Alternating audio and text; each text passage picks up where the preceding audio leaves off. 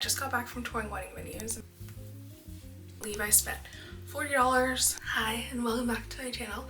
Today we're doing a little chit chat, get unready with me. I just got back from touring wedding venues, so I'm gonna pop a little bit of like photos overlaid. I'll get my look a little empty. Church is right here. Like I said, we put that on the edge of the flower. Loved it. Anyways, I put on this makeup earlier. Now it's time to take it off. It is around 8 o'clock and I'm exhausted. Full work day. So I just wanted to chat some things that I've been learning this first week of creating my group program. It's a 4-week offer cultivation program that I am hosting entirely on Notion, and I do have to say it's kicking my butt, but I've learned a couple of things about flexibility, about change, about expectations that I do want to just share with you. So let's get into the makeup removal. The first thing that I learned this week is that you kind of have to expect that things are going to go wrong. Launches are huge. First launches are even huger. That's not even a word. And you kind of just have to expect that everything that you're planning for, prepping for, like something is bound to go wrong.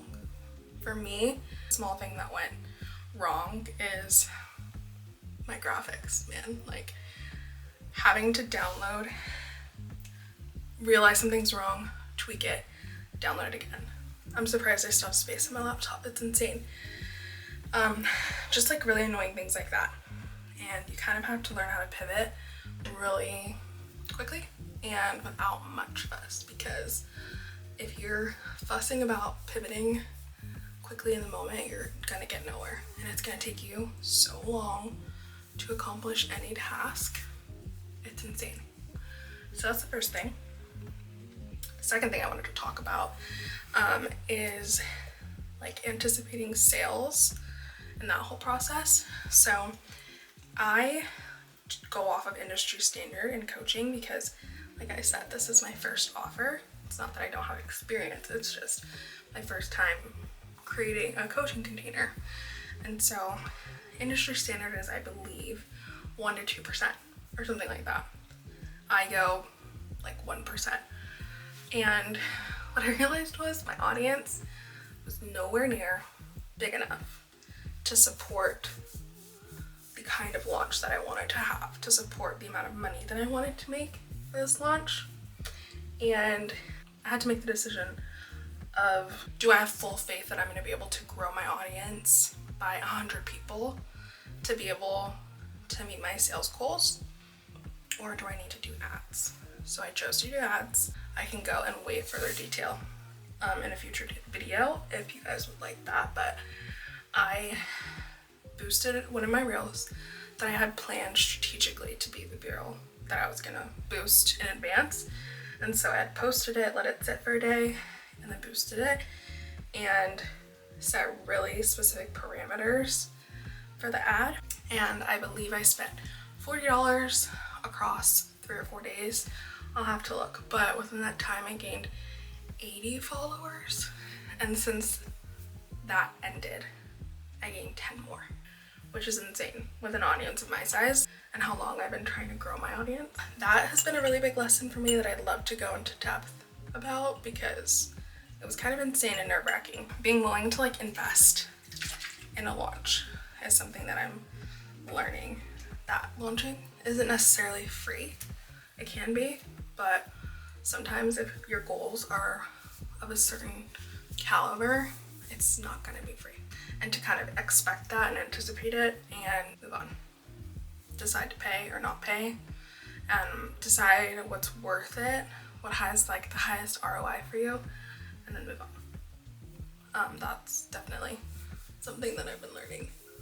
And then I'll say the last thing that I've been learning throughout this process, controlling my anxiety and trying not to be so like rigid and enforce boundaries that are arbitrary. So as just like most business owners, I have limits on what I'll do and when I'll spend the time on it. And I implemented like a work phone policy. So I use an old iPhone as my work phone, and I only allow myself, or I try to only allow myself to look at my work phone between like 9 and 5, and then it doesn't stay in my bedroom, it stays in our office.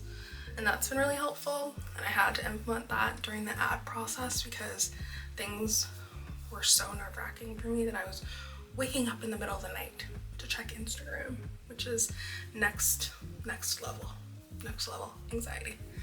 But through that, I think I learned that like the work phone idea was great, like flexible boundaries, but doing something like, oh, I cannot work after 5 p.m. I'm finding that that's not working for this process at all, because it puts me in this spot where like if I stop working at 5 o'clock and I'm not done, those thoughts don't go away. Like I'm still thinking at 5:01, and so I'm letting myself like indulge in a way because there's just no way that I'm gonna be able to do that. Makeup is all gone for the most part. I'm gonna be putting on that Bioma Hydrating Milky Toner. Incredible, highly recommend. Most of what I've been learning this first week is like flexibility, not being so hard on myself, not being too rigid, and then expecting unexpected things to happen to me. Last thing I'm gonna do is throw on my moisturizer. And I use the La Roche-Posay Triple Repairing Moisturizing Cream. And I just do one of the tiniest pumps ever. I definitely grabbed way too much. Okay, that's about it. Thank you for getting unready with me and chatting for the evening. I appreciate you being here. I'd love if you stick around and subscribe. But yeah, in the meantime, see you later.